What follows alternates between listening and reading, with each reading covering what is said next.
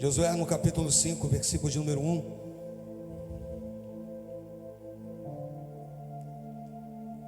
Nós já temos um tema e daqui a pouquinho, quando estiver pronto, a gente vai soltar o tema.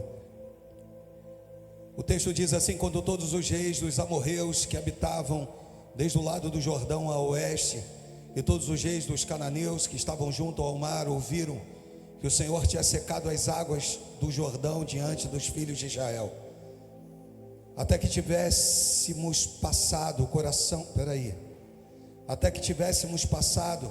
o coração deles se derreteu de medo e ficaram desanimados por causa dos filhos de Israel. Deixa eu ler de novo esse versículo. Quando todos os reis dos amorreus que habitavam deste lado do Jordão a oeste, e todos os reis dos cananeus que estavam junto ao mar ouviram que o Senhor tinha secado as águas do Jordão diante dos filhos de Israel, até que tivéssemos passado, o coração deles se derreteu de medo e ficaram desanimados por causa dos filhos de Israel. Versículo de número 2, eu vou ler o 1, 2 e o 3. Naquele tempo o Senhor disse a Josué: faça faca de pedras. Muda para Ara, Mateus, pelo menos eu acho que eu vou ser mais isso. Naquele tempo disse o Senhor a Josué: faça faca de perdeneira e passa de novo a circuncidar os filhos de Israel. Versículo 3, eu vou até aqui. Então Josué fez para si faca de perdeneira e circuncidou os filhos de Israel em Gibeate Aralote. Até aqui, Deus e Pai, fala conosco. Toma minha vida em tuas mãos, usa-me conforme a tua vontade, é o que eu quero te pedir no nome de Jesus. E quem crê, diga amém. Repita comigo, diga assim: Deus, eu preciso ouvir a tua voz. Esse cenário aqui, como eu disse para vocês, é um cenário muito bom de ser lido e também de ser vivido, porque nesse cenário o povo que outrora era escravo no Egito agora é um povo livre, e esse mesmo povo que hoje é livre agora vai ver o milagre do mar, do Jordão, do rio Jordão, se abrindo. Há quem diga que dentre esses alguns acompanharam o mar vermelho também se abrindo. Eram meninos e viram esse milagre acontecendo. Deus foi fiel com Moisés, e Deus agora estava sendo fiel com o sucessor de Moisés, um jovem por nome de Josué. Josué aqui é essa pessoa que vai se tornar o protagonista de algo muito bom para ser vivido. Por quê? Porque agora seus adversários vão temê-lo, vão temer o povo de Israel. Por conta de quê, pastor? Te explico. Por conta de ter ouvido falar que eles passaram em seco, porque Deus havia aberto o rio Jordão. E a Bíblia diz aqui nessa narrativa que nós lemos, a Bíblia diz que o Senhor vai virar para Josué e vai dizer: faça facas de perdeneira. O que é perdeneira, pastor? Pedra. E circuncida, o povo. O que acontece? Nasceu uma outra geração, e essa geração não havia obtido as marcas da circuncisão. E agora o Senhor, Ele vai determinar a Josué que decida marcar esse povo, que era seu, e decida então, e dando uma ordem a Josué, que ele usasse como instrumento uma pedra, que ele amolasse essa pedra ao ponto que a pedra se tornasse uma faca, e através dessa pedra, dessa perdeneira, que agora todo o povo fosse marcado. Tem algumas coisas por trás do que está acontecendo aqui, e eu compartilho com você no decorrer dessa mensagem. Eu acredito que você vai entender. O versículo de número 7, ainda do capítulo de número 5, o texto diz assim: porém, em seu lugar pôs a seus filhos, e a este Josué circuncidou, porquanto estavam incircuncisos porque não os circuncidaram no caminho. Aqui tem um povo e aqui tem uma geração que nasceu no deserto, mas diferente da geração que Deus precisou exterminar, que era a geração de Moisés, aqui tem uma geração que nasce no deserto, que obtém as marcas do deserto, mas que não possuíam as marcas da aliança. Deixa eu repetir isso, porque isso aqui é importante.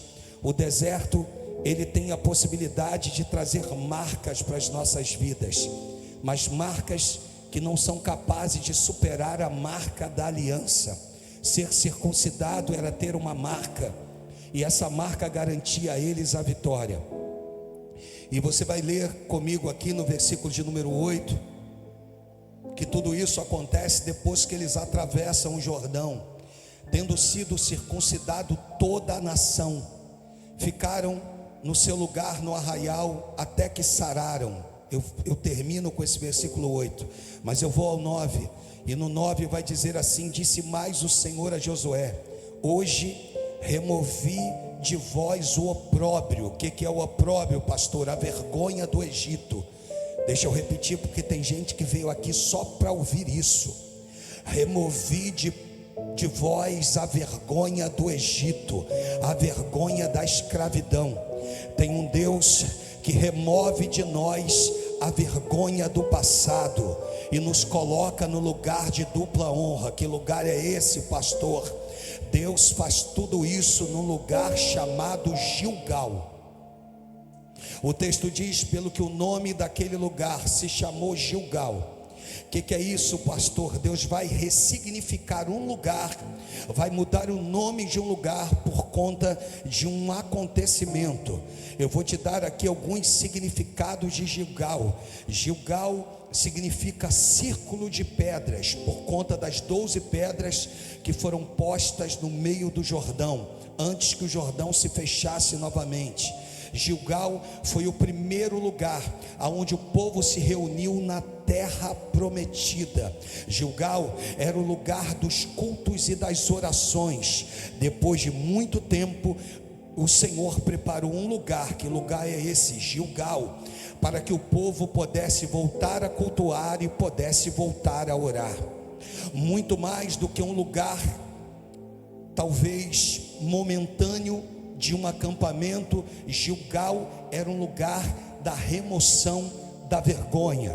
Então hoje eu vim ministrar sobre a tua vida, que Deus está te colocando num lugar que vai remover de você toda a vergonha. Deus está dizendo: não tenha medo de atravessar esse Jordão, porque o lugar que eu tenho separado para você é um lugar especial. O que significa isso, pastor? Gilgal é o lugar da circuncisão. Por quê, pastor? Te explico mais uma vez. A geração que saiu com Moisés do Egito tinha morrido no deserto. Agora Josué vai precisar circuncidar a geração que nasceu no deserto. Está falando de uma geração que veio do Egito e uma geração que nasceu no deserto. Qual é a diferença? Muita. No Egito, por mais que eles fossem escravos, eles tinham uma boa alimentação. E no deserto eles viviam da provisão de Deus todos os dias. Tem uma geração que ela não viu as provisões que Deus fez e os milagres que Deus e os livramentos que Deus fez no Egito. Mas agora se levantou uma geração que viu Deus fazendo soprar um vento oriental e mandando cordonizes quando eles já estavam fadigados de comer o maná. É uma geração que viu a água saindo da rocha. É uma geração que viu Deus através de Moisés abençoando as águas de Meribá.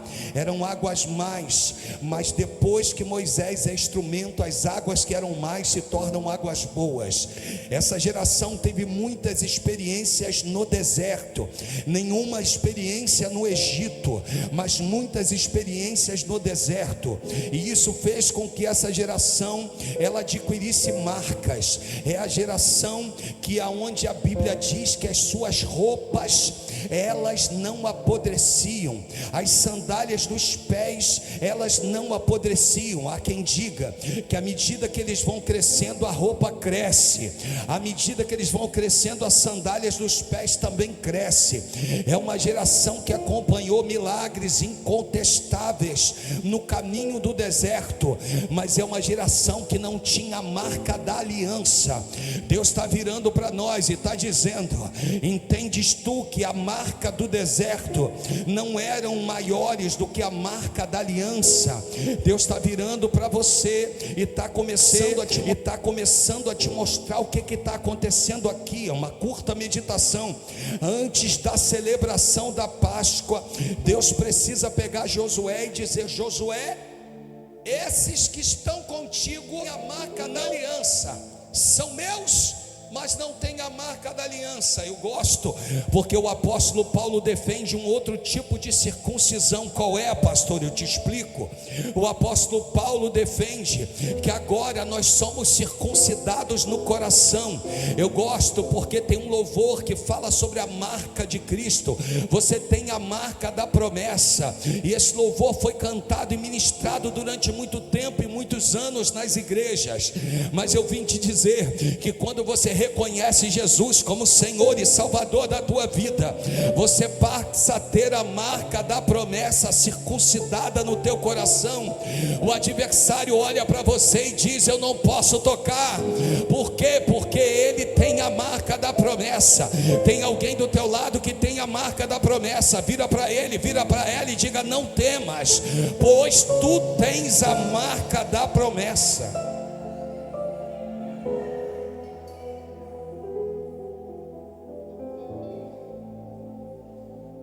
A circuncisão, ela não deixava danos físicos, mas deixava marcas. Deixa eu repetir isso, porque ela não deixava danos físicos. Por quê? Porque quem circuncidava era alguém que o pai entendia ser alguém preparado para aquilo. Normalmente os sacerdotes. Dificilmente uma circuncidão ou circuncidar alguém, desculpa porque é uma palavra um pouquinho complicada, deixava o menino inoperante, infértil. Dificilmente isso aconteceria. Então, circuncidar alguém não tinha como proveito deixar danos físicos, mas tinha como proveito deixar marcas. Sabe o que isso significa? Só vai pisar na terra prometida, Josué, quem tiver marcas. Isso aqui é muito sério. Por quê, pastor? Porque tu entende agora por que contigo as coisas são mais difíceis?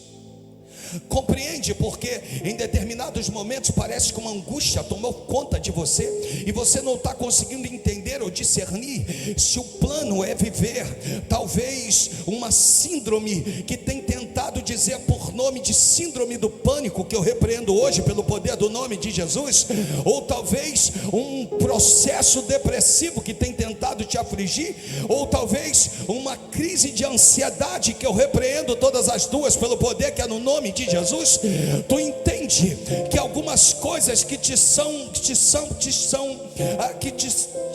acontecendo, desculpa mais uma vez, é proveniente do céu trabalhando dentro de você.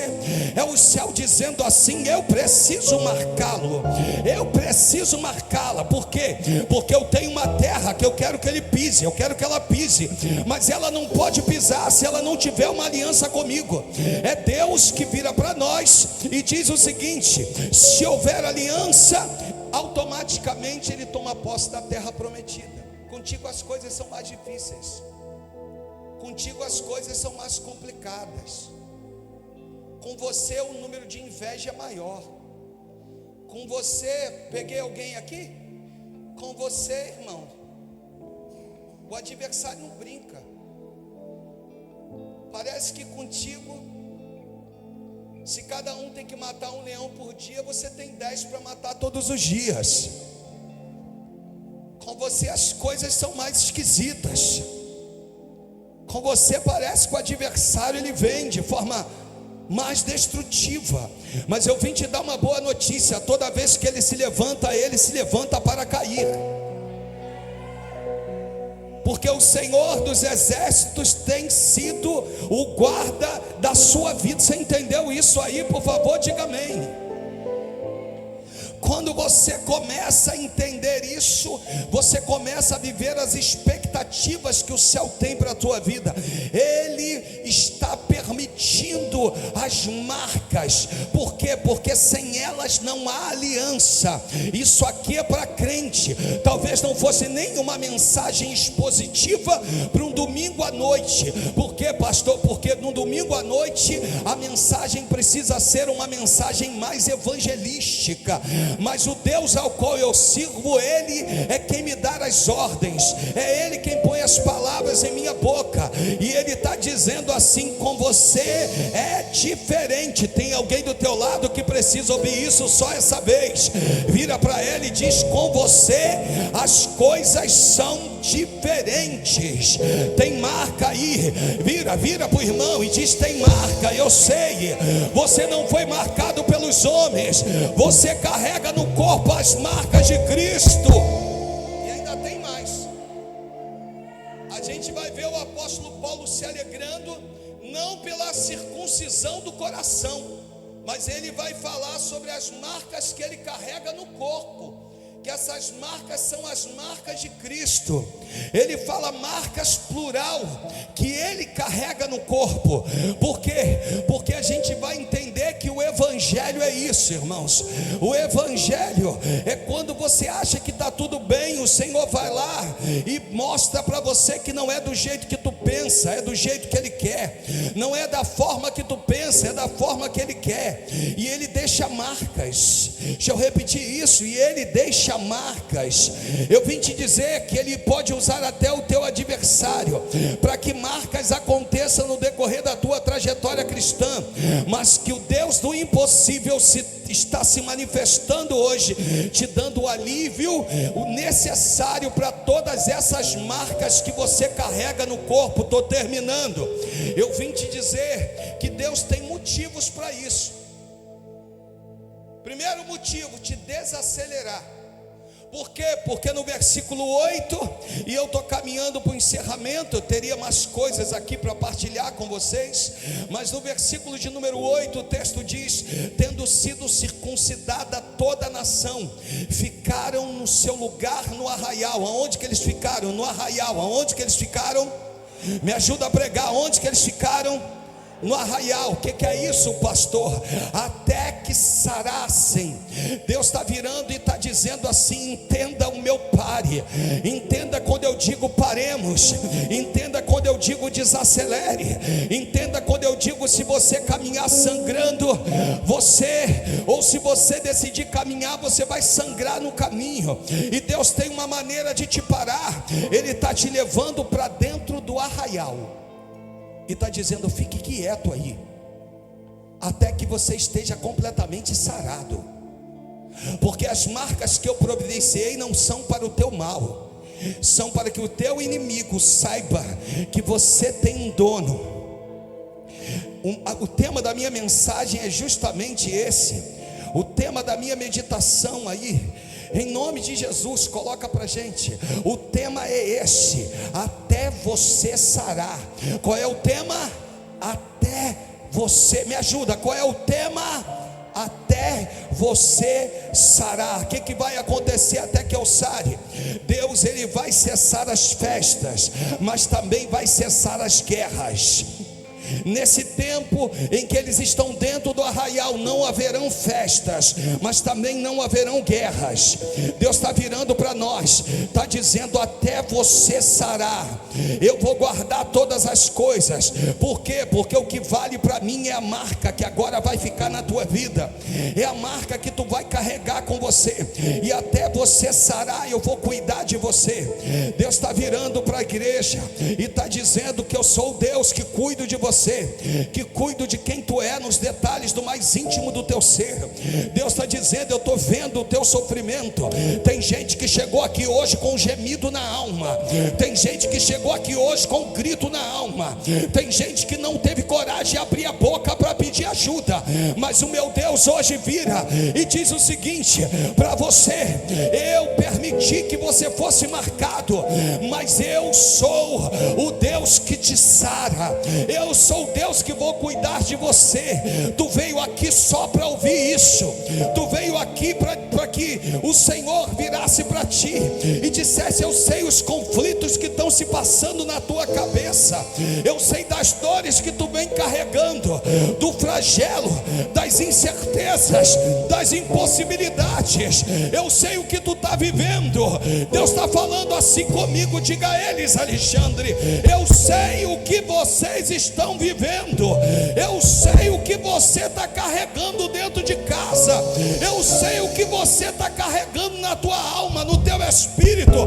Está difícil, eu sei, filho, mas Deus está te chamando para o aconchego do Espírito.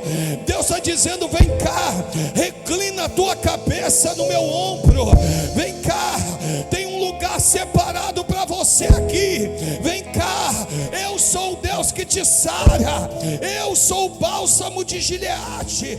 Eu vou dar o alívio para essa dor essa noite, eu vou trazer o alívio para o teu coração essa noite, porque sou um Deus de resposta. Estou contigo.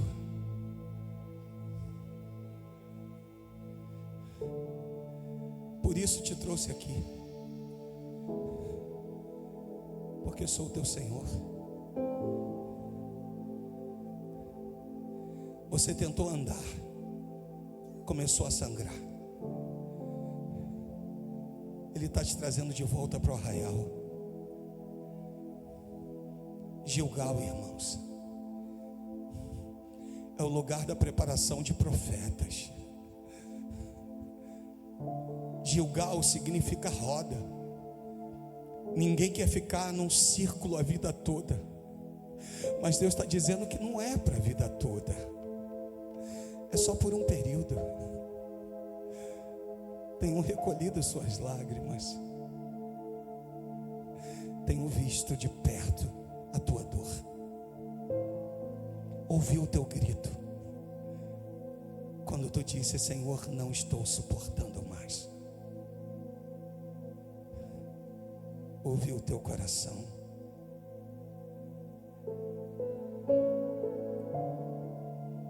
Pois sou teu Deus. Por que tu não conta para ninguém? Tu não conta para ninguém porque talvez ninguém vai entender o momento que você está vivendo. Por isso você não compartilha.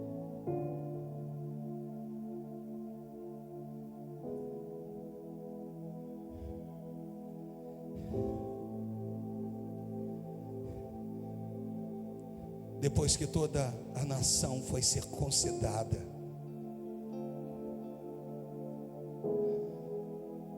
ficaram no seu lugar no arraial até que sararam.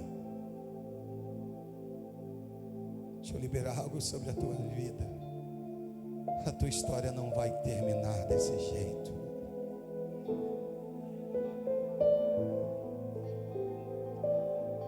A tua história não vai terminar dessa forma.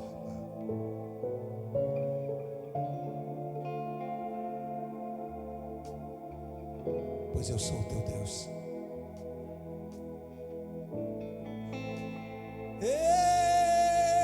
Ele só queria que você desacelerasse.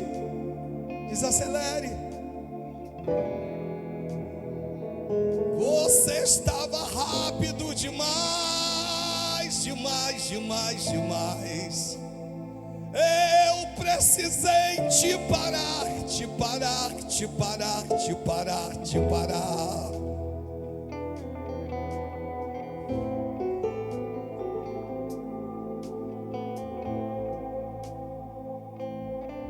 Te parei.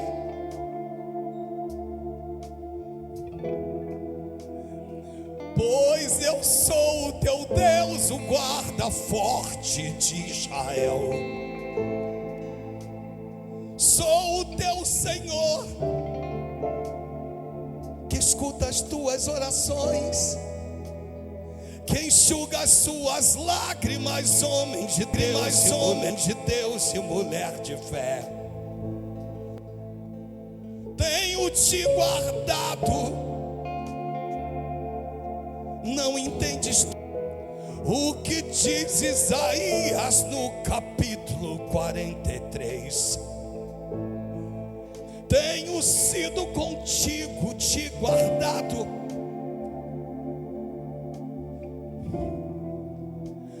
Tenho sido teu Deus, o forte de Israel. Te chamei pelo nome, te disse: tu és meu.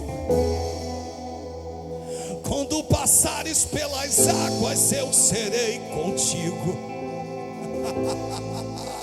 Quando pelos rios, eles não te submergirão. Quando passares pelo fogo, não te queimarás, nem a chama arderá em ti. Porque sou eu, o Senhor, o Deus que está te tratando aqui. Sou eu o guarda de Israel, o Todo-Poderoso. Isso aqui é para quem crê. Se você não crê, não era nem para estar essa noite aqui. Mas se você crê, Deus separou tudo isso só por você. Eu sou o Deus que te sara. Eu vou te acompanhar durante todo esse processo. Ele fala comigo assim, diga a eles: vou tomá-los pela mão e vou caminhar com eles em meio ao fogo. Mandaram acender essa fornalha 7 vezes mais. Mas eu sou o teu Deus, o quarto homem. Mandaram te lançar numa cova cheia de leões. Mas eu já dei ordem do céu para fechar a boca. Os leões não terão poder sobre a tua vida, sobre a tua história. Deus fala comigo assim: estou redigindo uma nova história. Vira para alguém do teu lado, diz: Deus está escrevendo uma nova história. Está pegando o teu passado, está lançando no mar do esquecimento. Está te fazendo da glória. Eu só vou parar quando você der glória. Está te fazendo da glória. Eu só vou parar quando você der glória. Está te fazendo da glória, sem ver nada. Porque você não precisa ver. Ei! Tá te tomando pela mão, Alessandra, e marchando contigo, esse varão, porque é o seu Deus.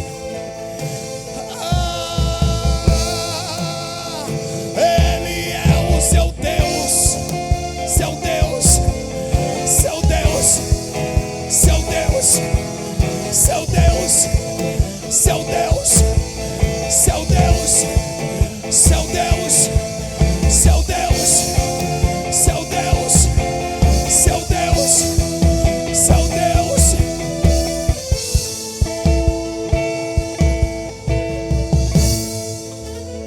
Nenhuma arma forjada prevalecerá. Sobre a tua vida valerá. Jeremias 1, versículo 19. Tu vai sair hoje daqui com esse texto no seu coração. Pelejarão contra ti, mas não prevalecerão, porque Ele é contigo, crente. Contigo, crente. Contigo, crente. Contigo, crente. Contigo, crente. Contigo, crente. Contigo, crente. Contigo, crente. Contigo, crente. Contigo, crente.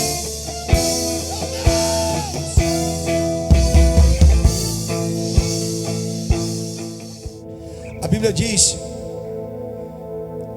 que haviam alguns homens que a representação da sua tribo era a barba que ele carregava.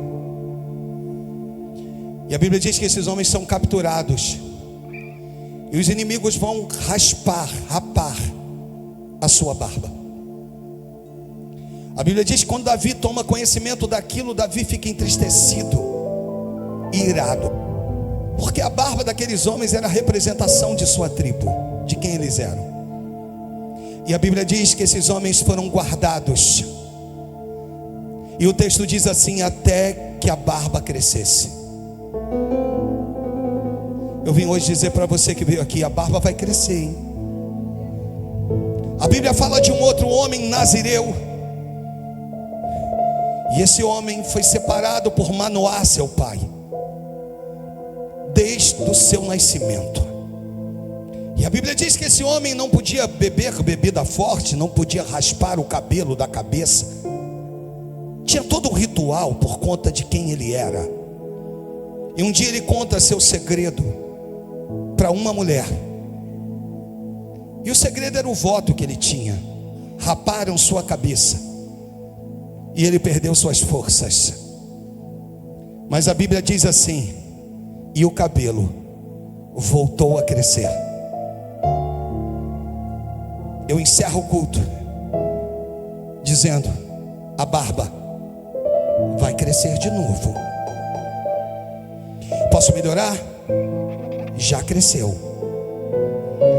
Eu encerro o culto dizendo: o cabelo que foi rapado vai voltar a crescer. Quando ele se depara com o cabelo crescido, já havia perdido os olhos, a visão, mas ganhou de volta a força. E não houve um homem que matou mais filisteus do que esse homem. Eu vim hoje aqui, em nome de Jesus, declarar que o céu tem expectativas com você. O Senhor está virando e está dizendo: apenas se submeta, porque a maior dificuldade hoje é a sujeição.